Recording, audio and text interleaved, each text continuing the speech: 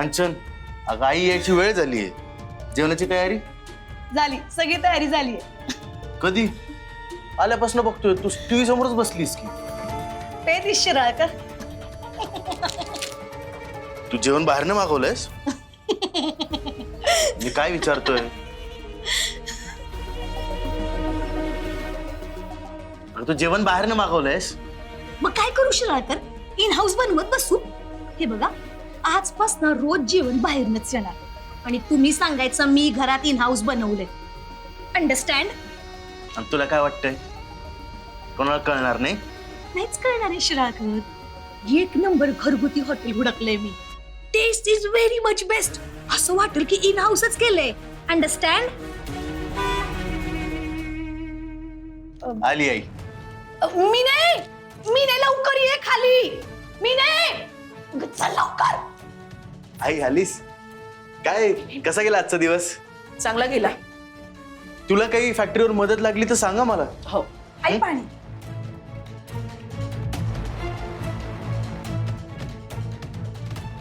भाऊजी, स्वयंपाक तयार आहे का? Yes yes I, everything is ready.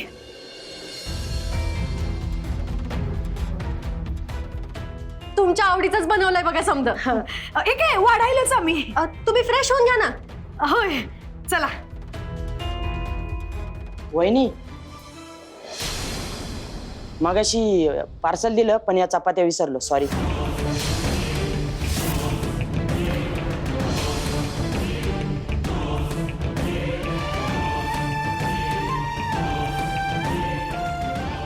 जेवण बाहेरनं मागवलं? नाही आई, ते काय म्हणजे बाहेर नाही. काय विचारते मी? हो.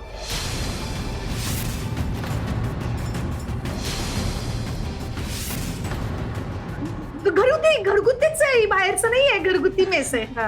विरू, ते सगळं जेवण उचल आणि देवळापाशी घेऊन जा. गरिबांना दान करते. माझ्या घरातली माणसं बाहेरचं जेवण जेवणार नाहीत. घरचं जेवण घरातच शिजलं पाहिजे. जा, स्वयंपाकाला लागा. हा? स्वयंपाकाला लागा. हो.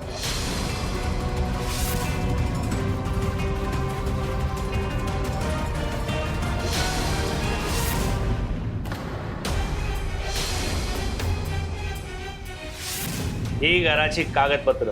जावळ बापू, मला काय बी ऐकायचं नाही. दिवस मावळलाय आणि तुम्हाला दिलेली मुदत संपली. आता माझे पैसे मला परत करा, नाहीतर या कागदांवर सही करून हे घर माझ्या नावावर करून द्या. चाललोय चपटी मारायला. मी येईपर्यंत काय निर्णय घ्यायचा तो घ्या,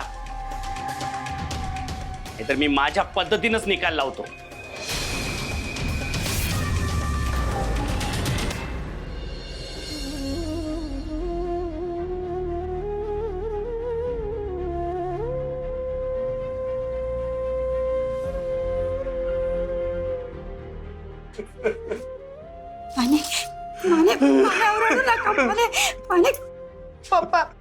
पप्पा रडू नका पप्पा.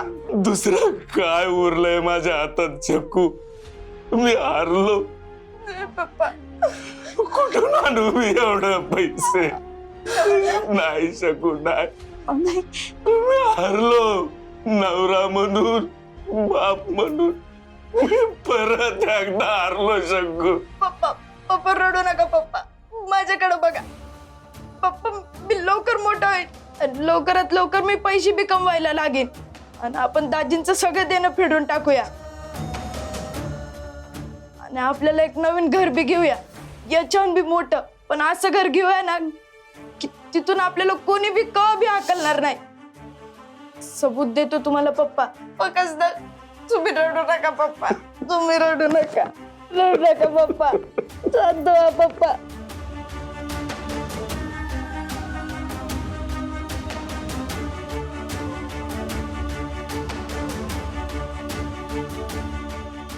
पप्पा, तुमचा लेक आहे मी आणि तायडीचा भाऊ.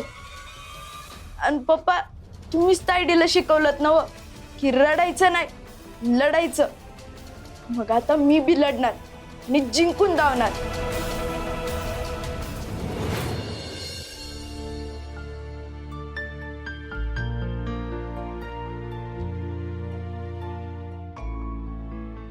बसतात. अहो कसला एवढा विचार करताय? फॅक्टरीचा अकाउंटच्या फायली बघितले मी. हिशोबात मोठमोठे घोळ करून ठेवलेत. नक्कीच कांचन वहिनींनी पैसे त्यांच्या खात्याकडे वळते केले असणार. तुम्ही समजे डिटेल्स तपासून बघितले काय? जे वरवरनच बघितले. तसं काकासाहेबांना सांगितलंय समजा हिशोब नीट तपासून घ्यायला. हे समजा स्पष्ट होईपर्यंत आईला यातलं काही बी नका सांगायला. आणि एकदा का समजा क्लिअर झालं, भैयाला आणि वहिनीला चांगलाच फायलावर घेतो. बघच तू.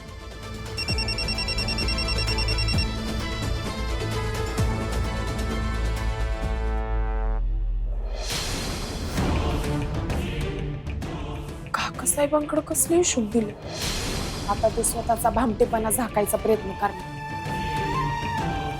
पैशांवर टल्ला जाऊबाईंनी नाही तर काकासाहेबांनीच मारलाय. आणि आता हे समजा जाऊबाईंच्या नावावर ढकलायला बघते. पण आई झाल्यात नव्ह आता संचलिका. आता त्या काकासाहेबांचं पितळ उघड पाडू नाही त्यांचं खरं रूप आईंसमोर आणलं तर नाव नाही सांगणार. पैलवान प्राजक्ता शिराळकर. ओनली एमएच नाही, सुट्टीच नाही.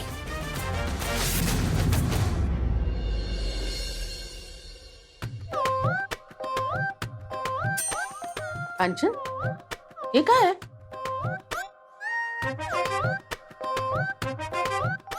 हा कसला नाश्ता आहे? आई, व्हीट ब्रेड. गव्हाचा ब्रेड हो, एकदम बेस्ट आणि हेल्दी असतो बघा. आणि सखीचा बी फेवरेट आहे. कसं आहे, सकाळच्या गुड मॉर्निंगला की नाही एकदम लाईट लाईट खायचं असतं म्हणून. काय ग मीने? कांचन, अगं सखीचं वय आता वाढतं वय आहे. तिला तरी पौष्टिक जेवण देत जा काहीतरी. पण नाही, तुझा स्वभावच शॉर्टकटचा. त्यात तात्पुरता फायदा होत असतो पण पुढे जाऊन नुकसान होतंय हे कळत असून बी वळत नाही तुला. पण तोच स्वभाव आता बदलायला पाहिजे ताबडतोब. अगं नंदी पहिल्यासारखी नुसती मान काय हलवतेस? झालेला बदल मला दिसायला पाहिजे. आता हे उचल सगळं.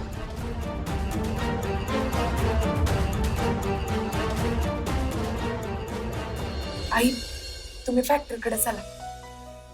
तिकडे मिसळ हायच. आपला पोटभर नाश्ता होईल. चालेल.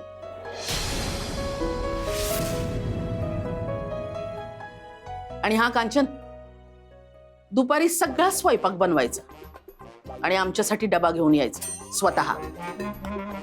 त्याच्यात मला शॉर्टकट नकोय. वेळ लागला तरी चालेल पण सगळं नीट असायला पाहिजे. जोपर्यंत तू डबा घेऊन येत नाहीस तोपर्यंत आज आम्ही जेवणार नाही.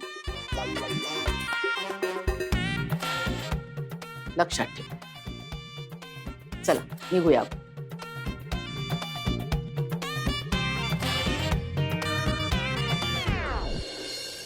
लक्षात ठेव माय फूट. तर घरात स्वयंपाक करा, वर यांना फॅक्टरीत आयतान येऊन बी द्या. हे समज त्या पैलवान प्राजक्तामुळे घडतंय. तिला अद्दल घडवल्या बिगर सायलेंट बसणारच नाही मी. शकू अगं चल लवकर. सकाळ सकाळी ना मिसळीला गिऱ्हाईक असतं. परत ऊन तापले ना की कोण फिरकत नाही तिकडं. वय वय. ओ सासरे बुवा, मी दया दाखवून काल विषय वाढवला नाही म्हणून जास्त तावा देऊ नका. झाली की नाही पैशाची सोय? पैसे परत करा नाहीतर तुमचा तो मिसळीचा गाडा विकून टाकीन. हो मग बसा बोंबलत. विका कशी मिसळ विकायची तशी.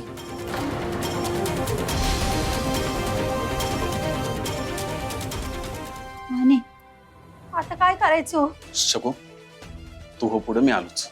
अहो पण एक कामात ठेवलंय ते करतो आणि लगेच आलो. जा.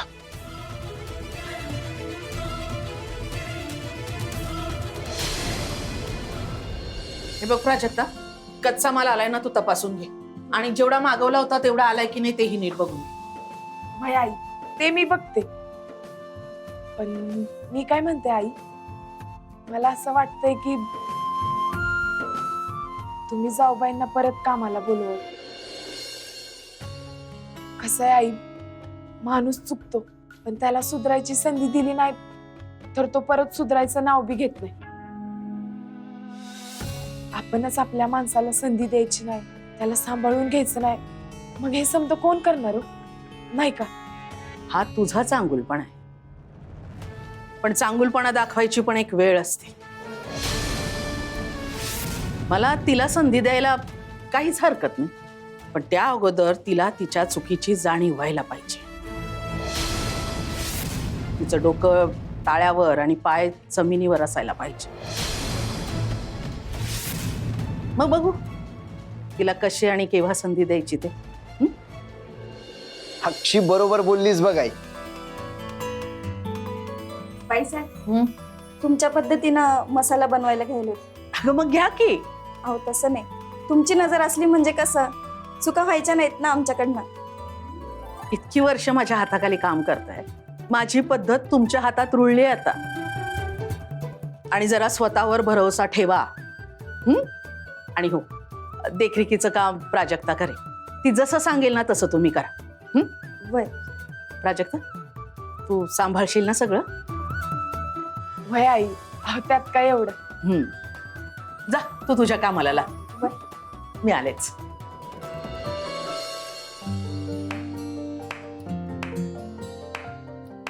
हे कशाबद्दल? ललिताबाई शिराळकरांची मर्जी जिंकणं हे सोपं काम नसतं, पण ते तू करून दावलेस म्हणून. मग स्वतः बी पैलवान आहे आणि पैलवानाची बायको बी आहे. हारलेला डाव खेचून आणणं हेच तर काम आहे आपलं. मस्तात मला लय भारी वाटतंय आईंचा विश्वास बघू. तुम्ही बघाच, आईंचा विश्वास मी टिकवणार आणि वाढवून बी धावणार. ओनली एमएच नाही, सुट्टीच नाही.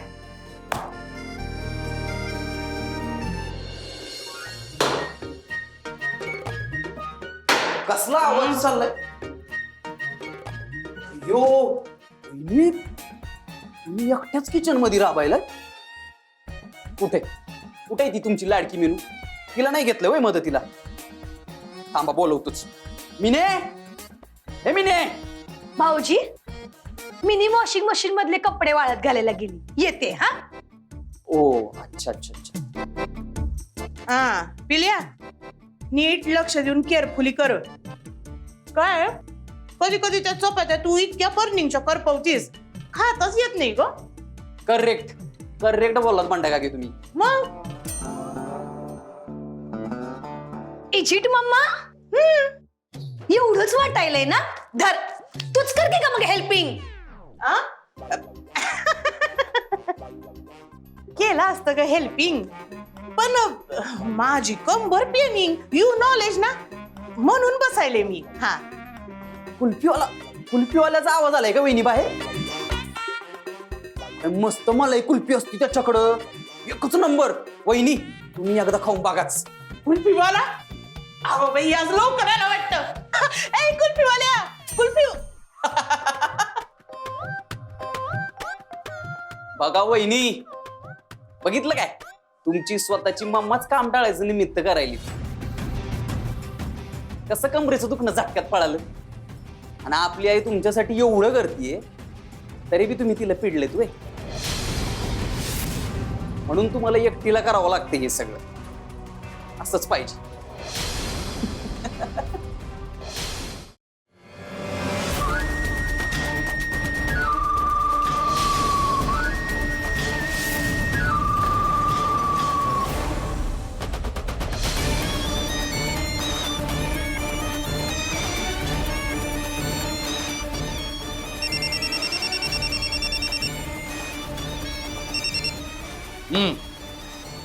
बोला बोला.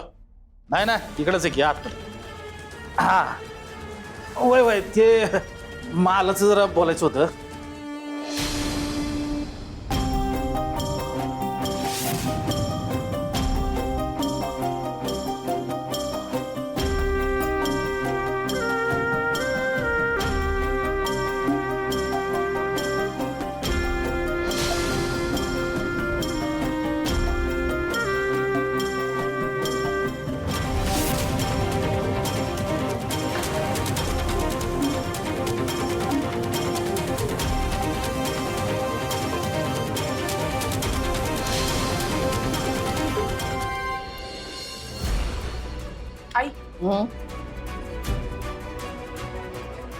हे काय आहे? हिशोबाच्या फाईली मी बघत होते तर मला लय घोळ दिसले, म्हणून म्हणलं पहिल्यांदा तुमच्या नजरेखालनं घालावं. खरं तर हे म्हणलेले की आत्ता लगेच तुमच्या डोसक्याला हात ताप द्यायला नग, पण आई मला असं वाटलं की जेवढ्या लवकर मी तुम्हाला हे दावीन तेवढं बरं. वहिनी तुम्ही जे ऑर्डरिंगचं काम, ह्या कसल्या फाईल आहेत वय? अहो हिशोबाच्या फाईल आहेत या. प्राजक्तांना आत्ताच आणून दिल्यात मला. पण भाऊजी अहो किती घोळ आहेत याच्यात. मला काय वाटतं तुम्ही जरा बँकेचे स्टेटमेंट तपासून घ्या. हा ते बी आणले की मी. हो का? हे बघा. अहो भाऊजी किती तफावत आहे याच्यात. आपण हे सगळं नीट तपासून घेतलं पाहिजे. हे पैसे कुठे गेलेत, कुणाच्या खात्यावर गेलेत, हे सगळं बघायला पाहिजे.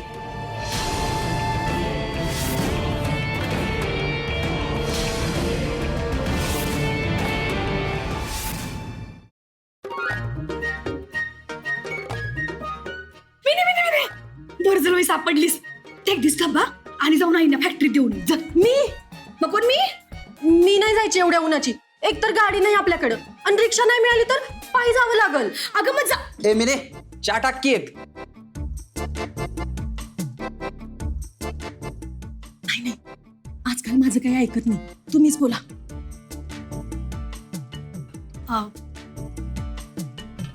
जग्गू भाऊजी. अहो जग्गू भाऊजी. काय ग? भाऊजी टेक दिस डब्बा. वाई उपाशी असतील की नाही फॅक्टरीमध्ये, तेवढा आईने डब्बा देऊन या. हे घ्या. नाही माझं महत्वाचं काम आहे, तुम्ही जावा. एवढंसं काम करायला काय प्रॉब्लेम आहे हो? मला कुठं काय प्रॉब्लेम आहे, मी जातो डबा घेऊन. मग आईने विचारलं तू का आला तर मी सांगल माझं काय नाही. कांचन वहिनीला प्रॉब्लेम होता.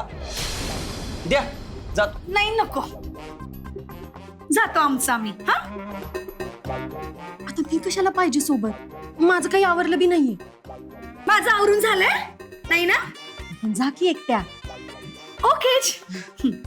भाऊजी आईने विचारलं की मी बी सांगेन. हा मी ने नॉट हेल्पिंग मी. हा थांबा येते मी. Very good. चल.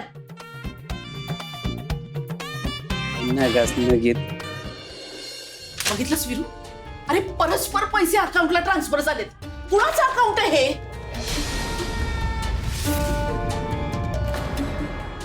कांचन वहिनींशिवाय दुसरं कोण असणार? त्यांना ना थोडंच आहे अफरातफरी करायची. मागं बी भैयाला त्यांनीच फितवलं म्हणून त्याला जेलात जावं लागलं. सध्या याला कांचन वहिनीच जबाबदार आहेत. I am here.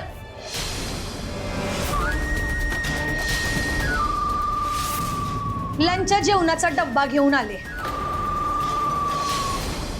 भाऊजी आता तरी माझ्या नावानं बोंबाबोंब करणं स्टॉप करा.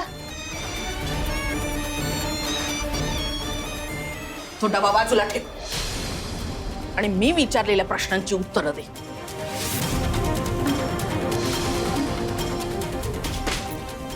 हे सगळे काय घोळ आहेत कांचन? कुणी कुणाच्या बँक खात्यात हे पैसे वळते केलेत? कुणाच्या अकाउंटला हे पैसे जमा झालेत, ते फॅक्टरीच्या अकाउंट मधनं? कुणाचं हे खाजगी अकाउंट? संचालिका झालीस म्हणून इतकी मनमानी करशील? पण एक गोष्ट लक्षात ठेव, ही फॅक्टरी कुणाचीही खाजगी जहागीर नाहीये. सगळ्यांनी मिळून ती उभी केली आहे.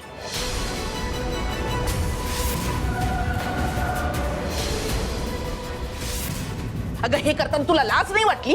हिम्मत कशी झाली तुझी हे सगळं करायची?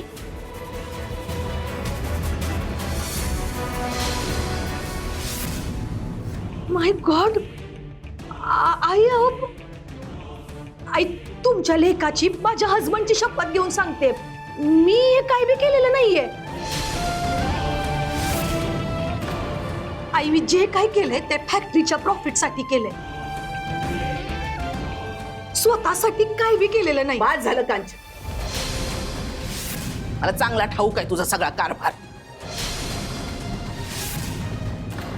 आणि प्रामाणिकपणाच्या बाता तू करूच नकोस. मला सांग, हा घोळ तू नाही तर कोणी घातलाय? आई मी सांगते.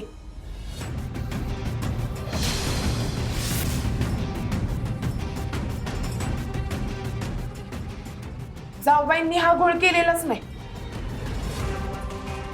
त्यांना तर ठाऊक बी नसेल त्यांच्या मागं काय काय झालं ते. अगं कांचन वहिनीने नाही तर कुणी घातलाय मग? हा घोळ काकासाहेबांनी घातलाय.